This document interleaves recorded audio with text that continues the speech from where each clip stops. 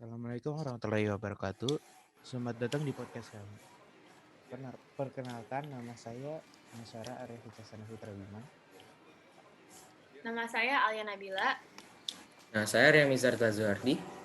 Dan pada podcast ini, kami akan membahas buku Sang Pencerah karya Ahmad Nasri Basra.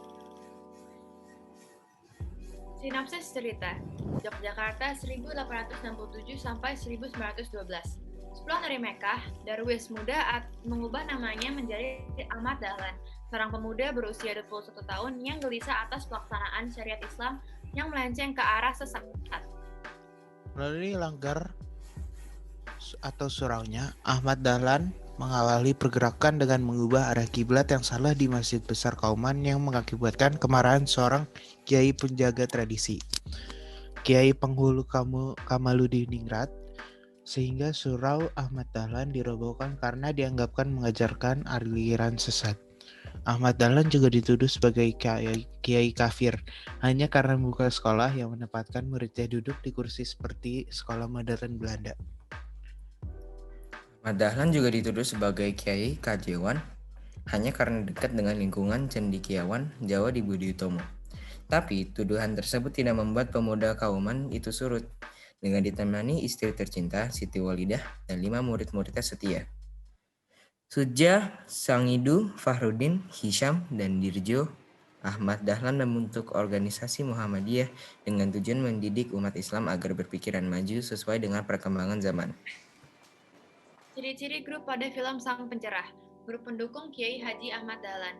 Grup ini terdiri dari pendukung Kiai Ahmad Dahlan yang berasal dari istrinya, keluarga dekatnya, dan murid-muridnya yang setia.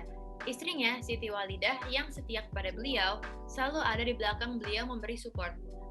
Begitu pula keluarga dekatnya, yaitu saudara ipar Kiai Haji Ahmad Dahlan, yang meyakinkan beliau ketika beliau patah semangat sejak langgarnya dihancurkan kalangan yang meskipun mereka ditentang keluarga mereka. Kelompok nasionalis Budi Utomo juga mendukung beliau. Mereka yang mendukung Kiai Haji Ahmad Dahlan inilah yang terus memberi dukungan lahir maupun batin. Grup penentang ini terdiri atas para warga Kauman dan yang tidak setuju atas gerakan pembaharuan yang dibawa Kiai Haji Ahmad Dahlan. Mereka menuduh kalau apa yang dilakukan beliau tidak sesuai dengan apa yang di dalam ajaran Islam. Demikian pula Kiai Penghulu Kamaludiningrat, Imam Masjid Gede Keraton Yogyakarta Hadiningrat, yang merasa terendahkan atas sikap Kiai Haji Ahmad Dahlan. Grup yang netral atas sikap Kiai Ahmad Dahlan. Grup ini diwakili oleh Sri Sultan Hamengkubuwono. Jadi siapa itu Kiai Haji Ahmad Dahlan atau Kiai Haji Ahmad Dahlan atau Muhammad Darwis?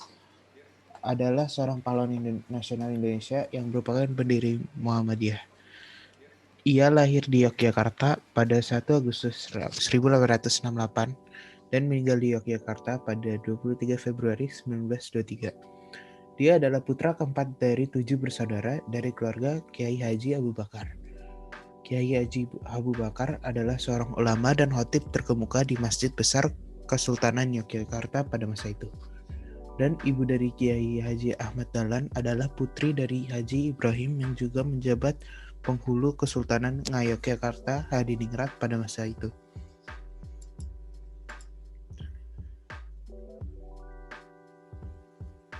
Atas jasa-jasa Kiai Haji Ahmad Dahlan dalam membangkitkan kesadaran bangsa Indonesia melalui pembaharuan Islam dan pendidikan, maka pemerintah Republik Indonesia menetapkannya sebagai pahlawan nasional dengan surat keputusan Presiden nomor 657 tahun 1061.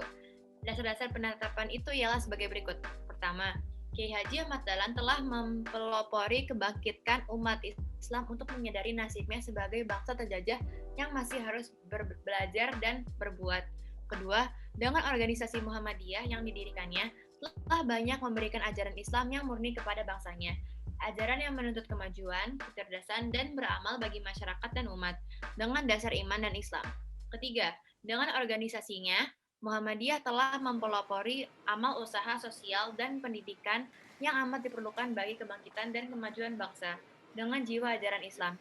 Dan keempat, dengan organisasinya, Muhammadiyah bagian wanita atau Aisyah telah mempelopori kebangkitan wanita Indonesia untuk mengecap pendidikan dan berfungsi sosial, setingkat dengan kaum pria. Jadi cerita ini mengajarkan kita untuk tetap berpegang teguh kepada kebenaran dengan cara berpikiran logis, kreatif, maju dan terbuka. Sikap tabah dalam menjalani hidup dan pantang menyerah Ahmad Dahlan untuk menegakkan kebenaran meskipun banyak rintangan yang wajib kita tiru. Terima kasih sudah menonton podcast kami. Mohon maaf bila ada salah kata. Wassalamualaikum warahmatullahi wabarakatuh.